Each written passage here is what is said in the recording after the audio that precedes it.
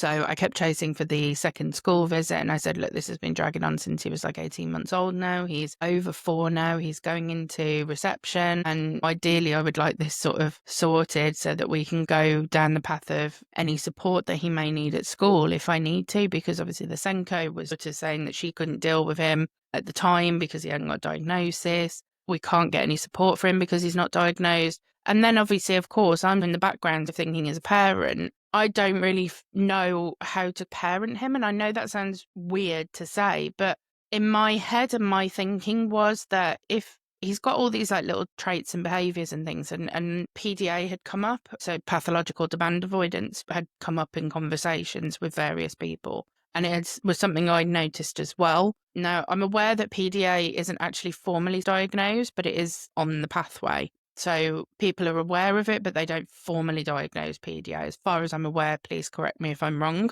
But PDA had come up in conversations. I was aware of it as well. So I'm sitting there as a parent thinking, I don't know if this is autism with PDA that my son has got. So when he is doing something where it could be seen as avoiding something, I'm telling him to do something and then he doesn't do it, how do I parent that? Because if it is autism, it's something that he cannot help, part of his autism. So obviously I need to parent that a little bit differently.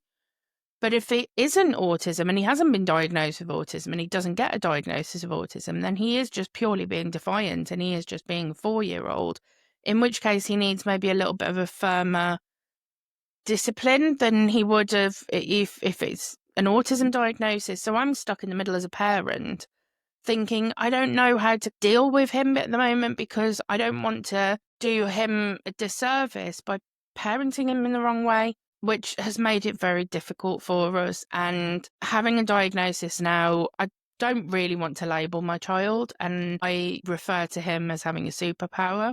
Like I say, we call it happy flapping. And I never want him to think that he cannot do something or he is unable to do something purely because he's got autism. And I think it's very important that is aware to him as he grows up that just because he may struggle with some things, it doesn't mean he's going to struggle with everything. And I want to really reiterate that to him throughout his life.